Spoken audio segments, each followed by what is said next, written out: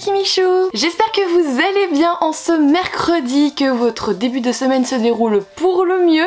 Et moi, si je vous retrouve aujourd'hui, c'est pour une vidéo pile à lire qui a effectivement débuté depuis hier, puisque le challenge Romantessi organisé par notre chère Nina Quill a commencé le 15 février, donc mardi. Pour autant, ma vidéo ne sort qu'aujourd'hui parce qu'en termes de planning, de sortie de vidéo, je pouvais vraiment pas faire mieux. Vous allez voir que j'ai un petit peu magouillé.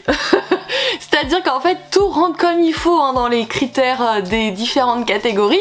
Pour autant, il y a des catégories où il y a plusieurs livres. Voilà. Bon, pour excuse, en fait, je me dirais que c'est validé du moment que j'en lis un des deux. C'est simplement que je me suis fait une plus grosse palle parce que, en fait, comme son challenge, il dure relativement longtemps et qu'en ce moment, on touche du bois pour que ça reste, j'ai un super bon rythme de lecture. Bah, en fait, ça peut se lire très très vite, mais en même temps, la fille pas très intelligente, elle a mis de ses pavés. Et encore je me suis retenue d'en mettre certains, mais j'ai un peu déconné. On commence donc tout de suite avec la première catégorie qui est donc Enemies to Lovers. Donc ça, il y avait tellement de trucs qui rentraient dedans que forcément c'est le genre de catégorie où j'en ai mis deux. Le premier que j'ai mis en fait, il va pas être tout seul parce que j'ai pour but de lire toute la saga.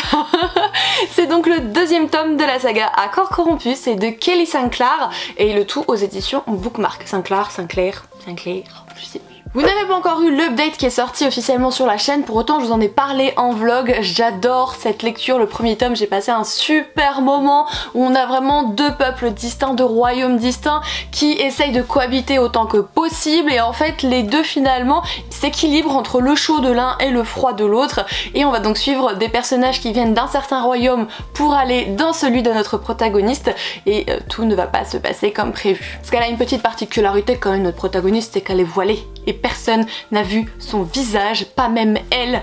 Alors qu'est-ce qui se passe? Pourquoi est-ce qu'elle est cachée comme ça? Est-ce que le prince voisin avec qui elle s'entend très bien, est-ce que finalement ses sentiments sont vrais? Enfin, il y a beaucoup de questions, beaucoup d'intrigues de cours. Moi j'ai adoré le premier tome. J'ai la chance de recevoir le tome 2 et 3 de la part de ma petite Lisa du compte Ladyza qui a décidé de me les offrir. Je te fais encore des gros bisous et je te remercie vraiment beaucoup ma belle. Donc je vais pas me faire prier hein, pour les lire, c'est aussi simple que ça. Et le deuxième livre que j'ai mis dans cette catégorie, bon en fait ça fait un bail que je veux le lire, sauf que là le tome 3 et le dernier tome arrive, donc je me dis c'est le moment. C'est donc le deuxième tome de la trilogie du prince cruel de Holly Black aux éditions Rajo. Je ne sais pas si vous vous souvenez du pitch de cette histoire, mais en fait on suit des demoiselles qui ne sont pas vraiment humaines et qui appartiennent finalement au domaine et aux créatures faées. Elles en sont, même si elles ont vécu comme vous et moi, sauf que quand elles se retrouvent à Terra Fae, forcément ça va être très compliqué là-bas. Elles sont pointées du doigt, l'école ça se passe mal, un des princes de Terra Fae persécute l'une de nos protagonistes, enfin bref, c'est tout un beau soin. Pour autant, on est vraiment sur une héroïne badass, ça aurait pu clairement aller dans cette catégorie. De toute façon, lui, il aurait pu aller un peu partout, j'avoue. Mais maintenant que le troisième tome a été annoncé, bah clairement, je vais le déglinguer pour que quand le troisième arrive, je les déglingue. Une trilogie de terminer, une série de terminer, une saga de terminer, ça c'est bon pour le moral. En tout cas, en ce moment, c'est ce qui me fait du bien, c'est de déglinguer l'entièreté des sagas. Deuxième catégorie, il s'agit de créatures surnaturelles. Alors là, clairement, il y avait encore une fois toute la bibli presque, elle est dedans. J'avais très envie, j'ai longuement hésité à mettre The Mortal Instrument parce que j'ai envie de les lire depuis très longtemps. Bah, c'est parce que je les ai pas mis dans le challenge que je les lirai pas, il faut le savoir, parce que je vais sûrement lire d'autres choses à côté, peut-être des besoins de new romance, des choses comme ça. Et ici, j'ai envie du coup de mettre en lumière le tome 2 de La Marque des Anges, donc de Laini Taylor aux éditions Gallimard Jeunesse. Pourquoi est-ce qu'une certaine banane se dessine quand je prononce le nom de Laini Taylor? On se pose la question. Ah, mais si vous savez vraiment pas, c'est parce que c'est l'autrice du Faiseur de rêves et que le Faiseur de rêves est la muse des cauchemars et ma duologie, mes livres préférés de tous les temps. Donc forcément, quand j'entends parler de l'autrice ou que j'en parle, tout de suite il y a une grosse banane qui arrive. J'avais pas du tout pensé en fait à mettre ce bouquin. Par contre, j'ai regardé la pile à lire justement pour le Romantessi Challenge de Gladys, des pépites de Gladys. Donc vous aurez en barre d'informations sa chaîne YouTube et elle l'a mis dedans parce qu'en fait le tome 1 l'a lu en janvier. Ça a été un énorme coup de cœur pour elle et du coup elle veut enchaîner avec le tome 2, chose que je comprends parfaitement. Sachant que le tome 3 est enfin sorti, hein, ça fait des années qu'il était attendu, donc il y a vraiment l'entièreté de celle-ci qui a été traduite, donc ça c'est super cool. Et moi ça m'a remis dans le bain, j'avais lu le tome 1 avec ma petite Soli et même si j'avais beaucoup aimé, pour moi le Faiseur de rêve reste au-dessus, mais j'ai hâte de voir ce que ça va donner. Il est beaucoup plus gros le tome 2, donc je suis assez intriguée. J'ai essayé de me souvenir du résumé sans vous spoiler, hein, c'est mieux. On va donc suivre du coup Karu qui qui a des cheveux bleus, qui est étudiante et en fait elle a une particularité, c'est qu'elle a un certain lien, enfin elle arrive à traverser des portes pour aller voir certains monstres finalement qui l'ont élevée puisque elle n'a plus de parents et finalement elle a ces deux pans de sa vie. Sauf qu'en réalité s'ils sont des monstres, il y a bien des choses pour les combattre et ce sont donc les anges, ces fameuses choses. Sauf qu'en même temps Kaoru ne se souvient de rien de sa vie antérieure avant que les monstres en tout cas ne la récupèrent et ne l'élèvent. Donc il y a tout un pan de l'histoire sur qui est-elle, quels sont ses souvenirs qu'elle a oubliés et finalement les monstres qui l'ont élevée, pourquoi est-ce qu'on les considère de monstres? Pourquoi est-ce qu'ils sont pourchassés par les anges? Enfin il y a beaucoup de questions qui se posent. J'avais beaucoup aimé ce premier tome, c'était relativement... Et le petit défaut je crois que c'est ça allait un petit peu vite, je sais plus, je me souviens même plus de ce que j'ai dit à l'époque, mais enfin franchement j'étais tirée par les cheveux ce petit défaut, moi j'avais quand même adoré, donc j'ai hâte de me plonger dans la suite. Attendez, j'ai pas vérifié si pour cette catégorie il y avait bien une carte au début du livre. C'est génial, attention, vérifions, dites-moi qu'il y a une carte parce que là j'aurais trop les bouboules du slip là. On veut pas les bouboules du slip. Il y a une carte, c'est bon. Troisième catégorie, donc il faut une carte au début du roman, hein, vous l'avez compris. Et j'ai donc décidé de placer, attention, le tome 1 de Nevernight, voilà, de Jake Christophe aux éditions de Saxus. D'ailleurs je me suis retenue au possible, j'avais envie de mettre tous les deux Saxus dans ce challenge, c'est une horreur, franchement c'est une horreur. J'aurais pu faire le choix de continuer la Cité de Laiton puisque le tome 2 est sorti et que j'essaye de pas être trop en retard. Pour autant le dernier tome va sortir cette année de Nevernight. Vu la taille des bouquins je me dis que je peux commencer à lire le tome 1 maintenant, le tome 2, puis quand le tome 3 arrivera je serai prête, enfin on l'espère. Je me souviens simplement dans Nevernight que en fait l'héroïne veut se venger de la mort de ses parents et en fait elle va entrer dans une école pour devenir une tueuse. Bon c'est une école très spéciale hein, parce que si vous y arrivez pas vous êtes mort, dead, foutu. Elle a également un don, cette jeune femme de 16 ans, enfin jeune demoiselle du coup, en fait elle peut parler aux ténèbres et ça va la rapprocher de différents protagonistes qui vont donc la suivre au cœur de cette histoire. Plus de ça elle est recherchée par des mecs qui en avaient après son père de son vivant, enfin tout un pan où finalement vengeance et en même temps je suis traquée, c'est sympa. Et elle va finalement être une des plus badass tueuses qui est, rallier un ordre hyper badass encore une fois et vouloir se venger. Fin de l'histoire du pitch, machin, il est quand même conséquent donc j'ai essayé de faire ce que je pouvais. Tellement eu des retours génialissimes sur cette saga que j'ai très envie d'y aller, vous voyez. En fait je la suis la saga depuis qu'elle est sortie en VO, enfin pas que depuis qu'elle est sortie mais en tout cas depuis que des personnes qui étaient françaises lisaient en VO cette saga, j'étais très intriguée et quand de Saxus avait annoncé la traduction mais c'était la fête du string et finalement je l'ai toujours pas lu depuis qu'il est sorti, voilà. Mais on va y remédier hein. En plus il est beau, enfin vous me connaissez hein, j'ai forcément les toc toc. J'enchaîne du coup avec des graphiques et là ça tombe vraiment super bien puisque je viens de m'acheter le tome 3 quand j'étais à Paris. Je vais pouvoir m'enchaîner du coup le tome 2 et le tome 3 des Sorcières de la fin du monde de Kujira aux éditions Akata. Je vous en ai parlé très récemment sur la chaîne donc je vais aller très vite. On va donc parler de sorcières et l'une d'elles ignorait qu'elle en était une fois qu'elle l'a découvert elle va donc aller dans une école de sorcellerie. Sauf que ce qu'il faut savoir c'est que l'amour est une faiblesse puisque ça fait perdre la magie des sorcières. Pour autant elle va se lier d'amitié avec une autre demoiselle et les sentiments vont continuer à évoluer et il y a aussi tout un mystère sur qui est-elle vraiment, pourquoi cette histoire de quand on est amoureux la magie n'est plus stable, etc. J'ai vraiment adoré le premier tome sincèrement, c'était super sympa. Du coup j'ai craqué pour le tome 3 là comme je vous ai dit très récemment. Pour autant j'ai pas encore lu le tome 2 donc je vais les enchaîner, ce sera plutôt chouette. Il y avait pas mal de choses que je pouvais mettre personnellement dans cette catégorie parce que j'ai des graphiques à foison à lire, voilà il y en a partout. Mais je suis pas à jour, c'est pas grave. On continue avec la 5e catégorie qui s'intitule Femme Badass. Alors là, encore une fois, il aurait pu mettre toute la pile à lire là-dedans, hein, clairement. Mais bon, j'ai mis un bouquin, j'ai été raisonnable et encore plus raisonnable parce que je continue une saga. Avec le 2e tome de la saga Ash Princess, c'est donc Lady Smoke de Laura Sébastien aux éditions Albin Michel. Encore une fois, c'est grâce à ma petite Gladys que j'ai pensé à cette saga, donc je la remercie beaucoup. J'ai lu il y a longtemps de ça, enfin longtemps. Il y aura un an, en mai, je crois que c'est ça. Le premier tome, c'était pour le mois de la fantasy de Steph de Pikiti Bookin. Et en fait, je l'ai trouvé assez sympa, mais je sais que pour les personnes qui ont vraiment l'habitude de lire de la fantasy de ce genre, Enfin, il cassait pas 3 pattes à un canard en fait. Il est sympa, ça se lit bien, on tourne les pages rapidement, mais c'est pas le truc innovateur dans ce domaine. Pour autant, moi, j'ai pas forcément un recul de lectrice, vous le savez, qui est très grand, donc ça ne me gêne pas du tout, au contraire, j'ai passé un très bon moment de lecture. Puisque la saga se nomme Ash Princess, donc princesse de cendre, et ce qui va se passer, c'est qu'un peuple a été totalement décimé par un autre, et ce dernier est donc désormais au pouvoir, et il a réduit en esclavage le peuple qui a perdu. Pour autant, pour avoir une certaine emprise sur ce peuple de l'esclavage, en fait, ils ont tué l'ancienne reine et ils ont récupéré la princesse. C'est donc la princesse de cendre qui vit à la cour des oppresseurs et qui essaye de s'en sortir tant bien que mal avec toutes les messes basses de la cour, qui finalement ne se rend pas forcément compte de la condition de son peuple parce qu'elle est dans son désarroi, et quand elle va ouvrir les yeux, qu'elle va comprendre les choses, alors là, elle va réagir ni une ni deux et hop, l'histoire va vraiment prendre une autre tournure. J'avais beaucoup aimé, franchement, je trouve ça finalement vrai parce que quand on a des misères et même pas des misères à ce stade-là, quand on a des tragédies comme ça qui se produisent, mais des fois notre cerveau, pour nous protéger, il va finalement occulter certaines choses, et lorsqu'on ne peut plus les ignorer parce qu'on nous les met sous le nez, mais alors là c'est une claque, mais c'est un truc cataclysmique. Et en plus il y a une nouvelle saga de Laura Sébastien qui sort en mars, je vous ai déjà présenté ma réception de ce livre, c'est donc Souveraine. J'aimerais bien avancer cette saga pour qu'après je puisse entamer l'autre de Laura Sébastien. Alors là, heureusement que ma petite Nina était là, parce que si j'aurais dû chercher 107 ans la couleur de peau des auteurs ou les personnages dans les livres que je n'ai pas encore lus,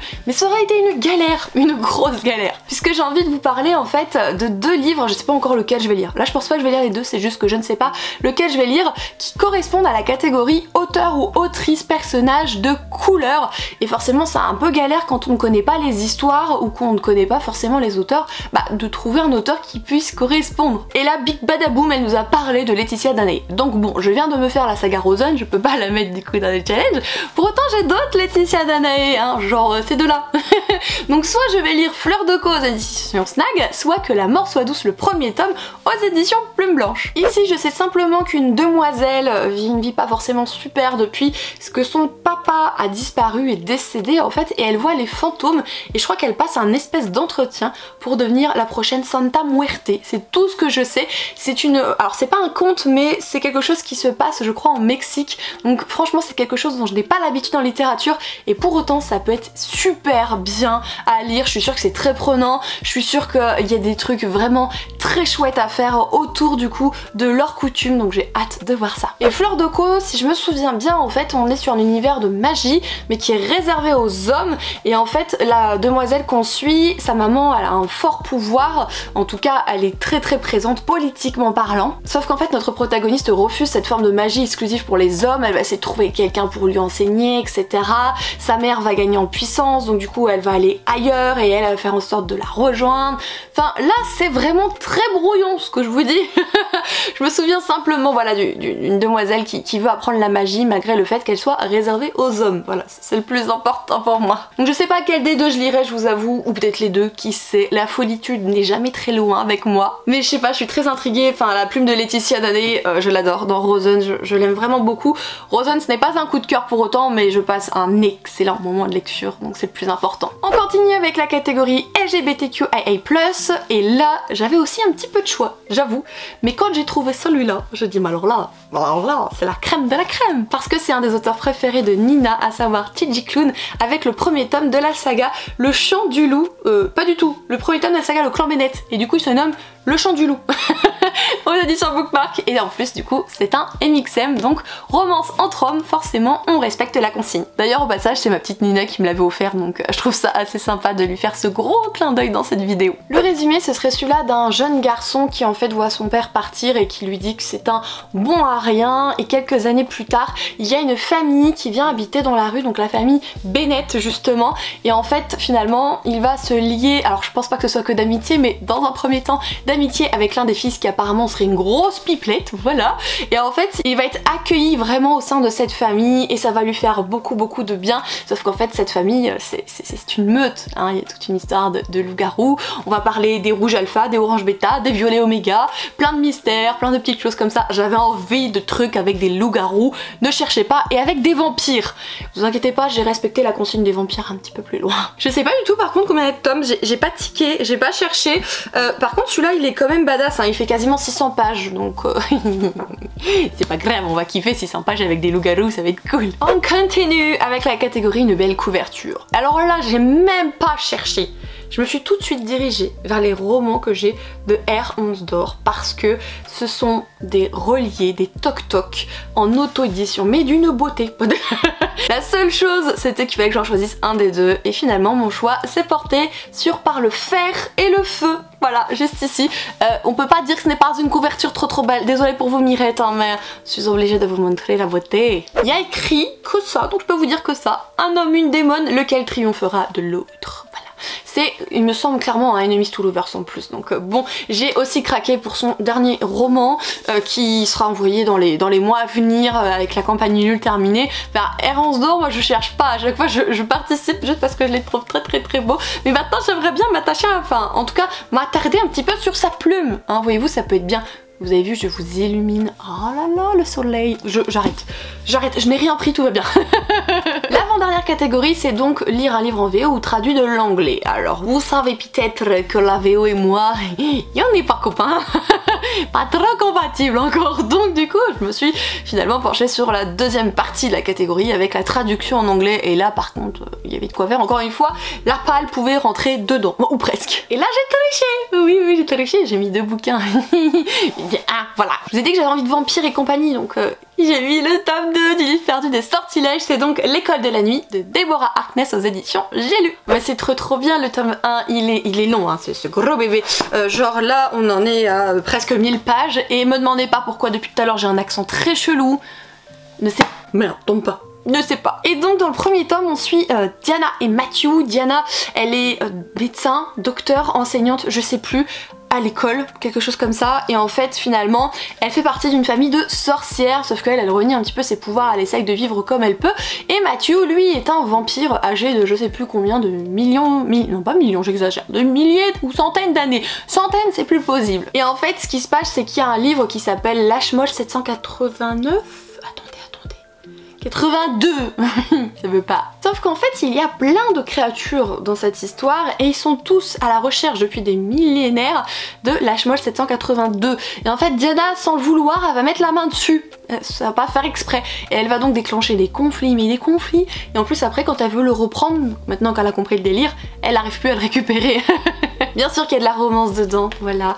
Il y a même une toute petite romance MM, mais ils en parlent pas beaucoup. Mais il y en a une, je tiens à le préciser. J'avais adoré le premier tome, donc j'ai hâte de découvrir la suite. Et la deuxième que je veux mettre, c'est parce que c'est une relique de ma palle depuis très longtemps. C'est le deuxième tome du Dernier Magicien de Lisa Maxwell aux éditions Casterman. C'est ma petite soeur qui me l'avait offert à mon anniversaire il y a 2 ans, donc autant vous dire qu'elle est là depuis très longtemps, le pauvre, et que j'ai quasiment tout oublié du tome 1. Je suis un méga boulet, il va falloir que je trouve un bon résumé spoilant des familles là. Et de tête en fait, dans le premier tome, les magiciens sont traqués et ils sont en fait bloqués, je crois que c'est à New York, il y a une espèce de gros dôme invisible qui font que si jamais ils le traversent, je sais plus s'ils meurent ou en tout cas s'ils perdent leur magie, leurs souvenirs, enfin bref, ça vaut pas trop le coup. Sauf que forcément comme ils sont dans un dôme et qu'ils sont traqués, bah la vie est très compliquée, on imagine bien. Et le seul moyen de s'en défaire, ce serait de mettre la main sur un certain artefact qui a été perdu dans le temps pour pouvoir être libéré. Et notre héroïne finalement, elle a une particularité, elle peut voyager dans le temps